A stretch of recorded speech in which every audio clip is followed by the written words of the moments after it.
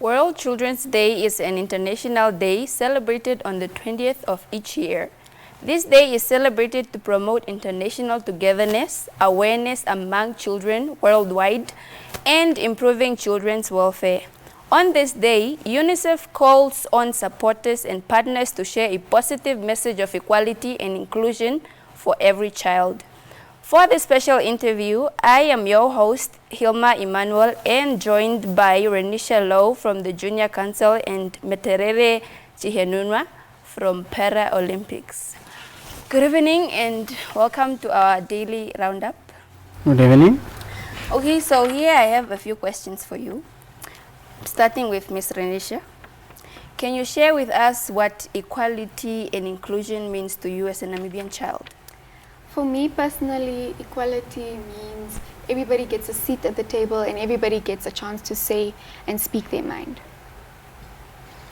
Mr. Metarere, do you have anything to add on this? Equality means where everyone is treated equally, whereby there are no separation of powers, where everyone is having a say on a certain matter.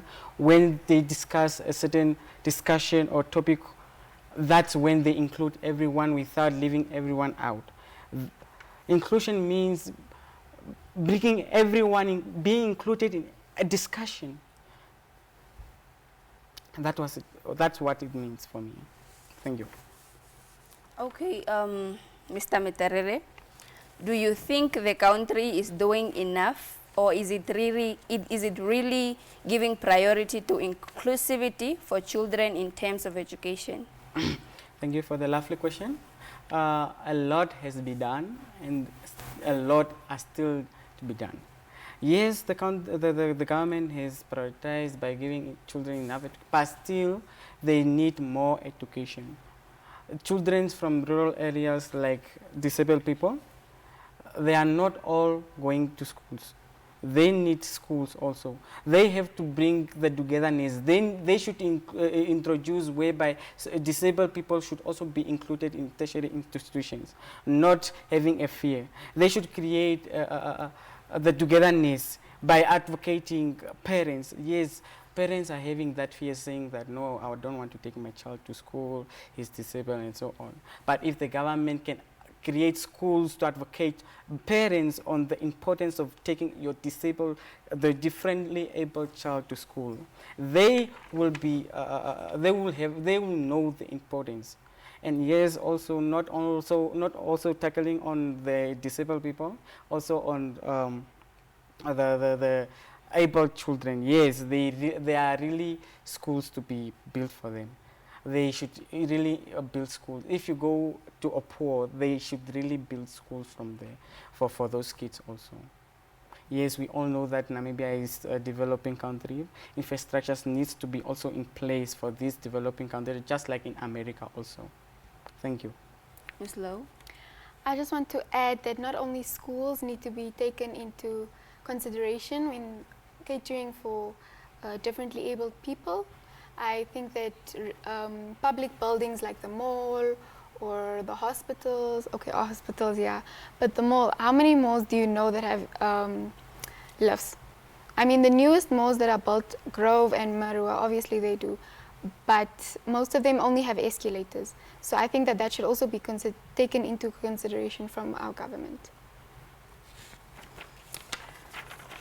Okay, Ms. Louw, what do you think are some barriers in our country, especially to inclusivity?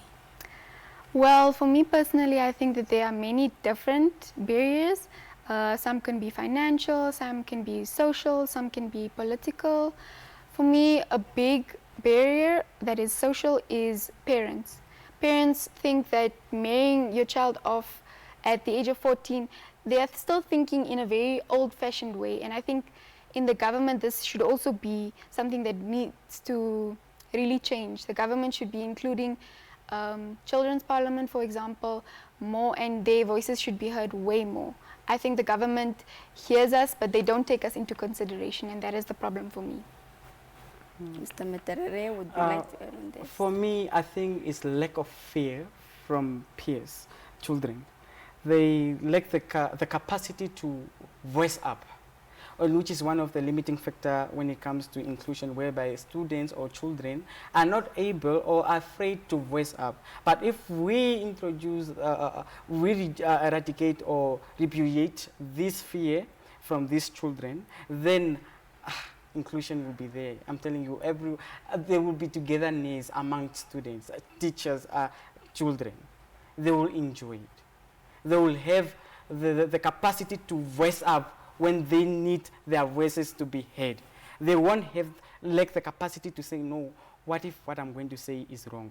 But now, for me, what I think is the limiting factor when in regards with inclusion, I think it's fear, because most children are just afraid to voice up. They do want to, but they have fear. Thank you. Okay, thank you, Mr. Metarere. The next question is also for you. As a Namibian child, do you think that our rights as Namibian children are considered? Oh, what a lovely question. Yes, as I said, a lot has happened and a lot is still to be done. So approximately 50% of the rights are being recognized. They are there, but the 50% of the other rights, they don't, I think they are not taking it more serious. They are just thinking of maybe it's just a right, but they don't know the meaning of the right itself. But for an African child, that child knows that right. So if the child voices up, I think the government will start noticing that now the children are voicing up. They should now start focusing on the rights that they put aside as not important to cater for all the children. I think, yeah. Okay, so Mr. Metarere, you said some rights are not considered, yes. So what are these rights? What are some of these rights that you think are not really considered in Namibia? Major ones. For me, it's education. Right to education for a child. Really, you travel all around in Namibia here where I am. Oh, you go to a pool, kids are just at home, kids are just marrying, taken for weddings. Kids are just there having babies. They are not taught the importance of education. The importance of, if you are educated, you will have these. I think it's not yet included. They are not yet advocated. They are not yet told on the importance of education. And that's where the government should create schools for parents to advocate the importance of taking your child to school. The child will want to support you, because parents are now going, when they reach the age of 65, they are no longer going to work. So who has to take over the house now? It should be the child. So if the child is educated, I think that child will push the family forward. Okay, so you are saying this is the government's priority. Yes, I mean, yes, creating schools is the government's priority. But if a parent pulls a kid out of school to go do labor work, to get married, is that the government's fault? There are also certain restrictions on when it comes for parents taking their children out of school to go and do labor work. As a parent, you are not allowed to do that.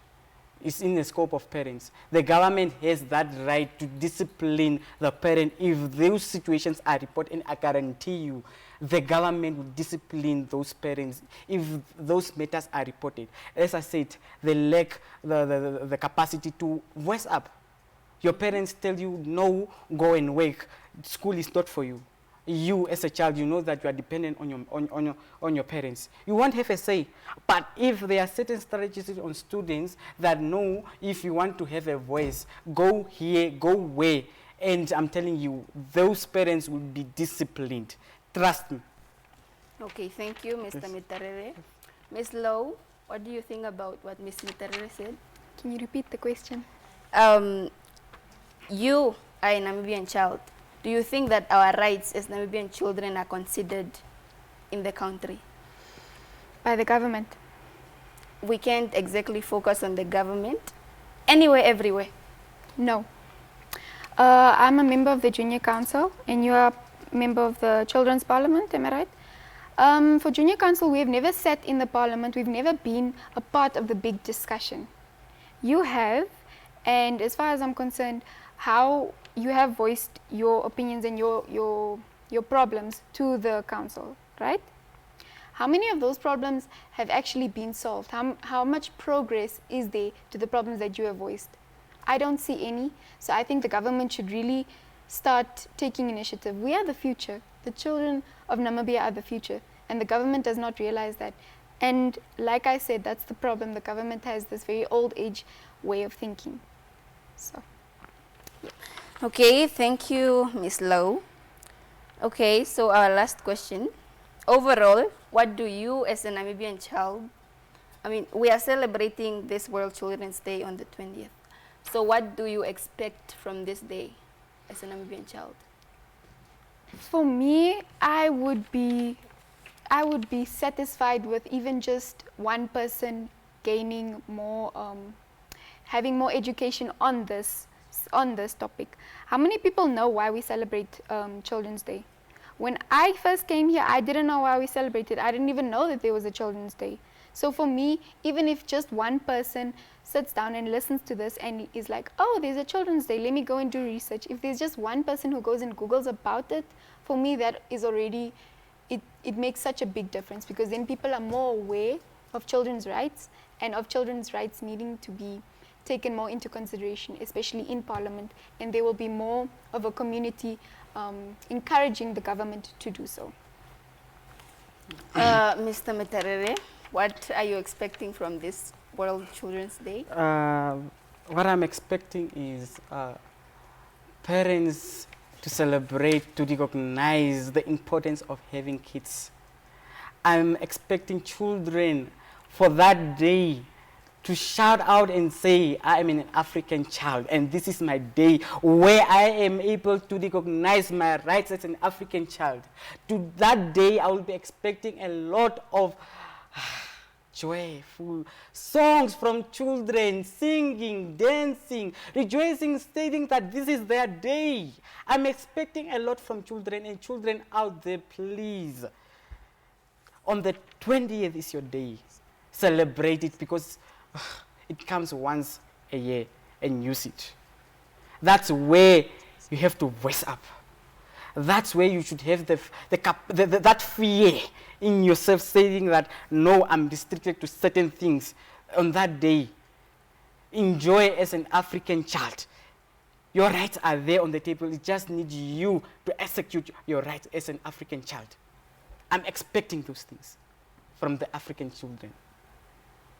Thank you so much, Mr. Metarere. Thank you so much for joining us on this special edition.